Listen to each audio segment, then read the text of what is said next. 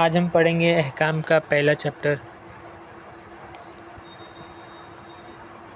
تو احکام کا مطلب کیا ہے؟ جو اللہ نے ہمیں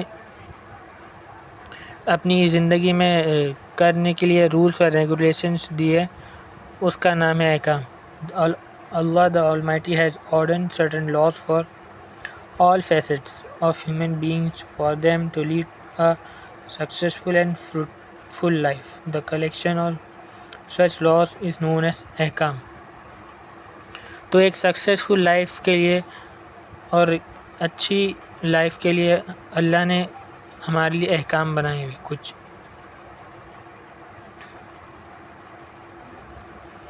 نیڈ فار لرننگ احکام، ہمیں سارے احکام اور ریگولیشنز پڑھنے ہیں۔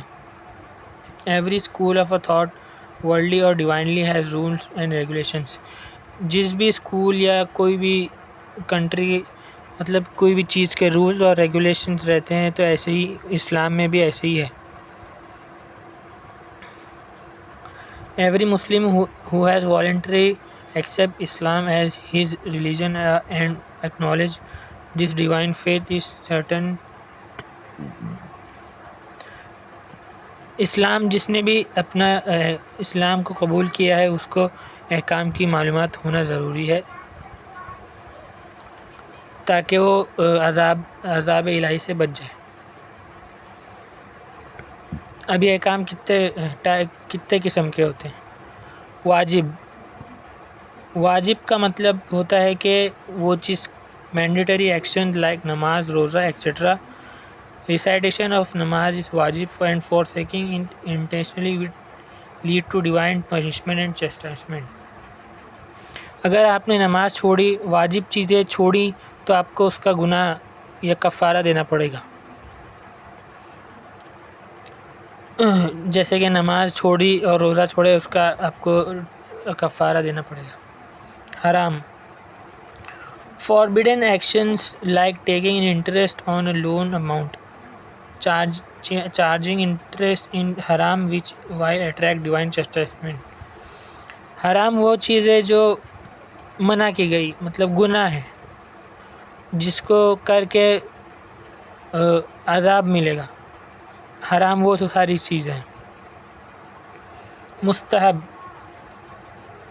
these actions are optional with a lot of reward for the one who performs them, but forsaking them will not lead to divine punishments. For example, recitation of namaz shab, night prayers is mustahab action۔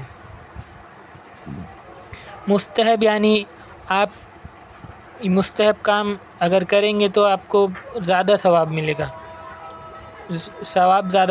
ثواب آپ کی آخرت کے لیے کام آئے گا۔ مستحب اس لیے ہوتا ہے، لیکن اس کو نہیں کریں گے تو گناہ نہیں ہوگا۔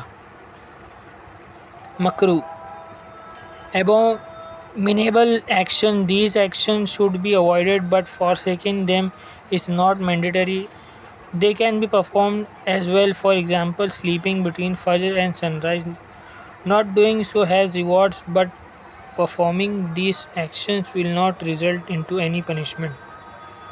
مکروہ کام کو زیادہ سے زیادہ کوشش کرے نہ کرے، جیسے کہ فجر کی نماز کے بیچ میں سو گئے کبھی، تو یہ سب مکروہ، لیکن مکروہ اگر کرتے رہیں گے تو گناہ ہو جائے گا، اس لیے مکروہ کام زیادہ نہیں کرنا ہے۔ اور مباح،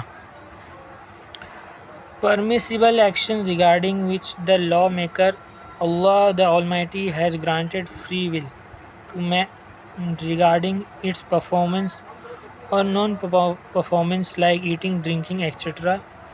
Performing or forsaking such an act does not attract any reward or punishment۔ مباح کام وہ ہے جو آپ کریں گے تو اس کا ثواب بھی نہیں ہے اور گناہ بھی نہیں ہے۔ جیسے کہ آپ کوئی اچھی گاڑی خرید رہے ہیں، کچھ کر رہے ہیں، کچھ اپنا دنیاوی کام کر رہے، تو وہ مباح ہو گیا، اس کا کوئی ثواب اور جزا نہیں ملے گا۔ ٹھیک،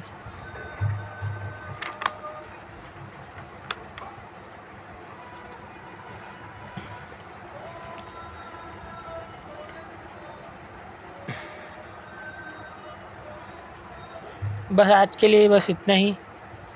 دوسری ویڈیو میں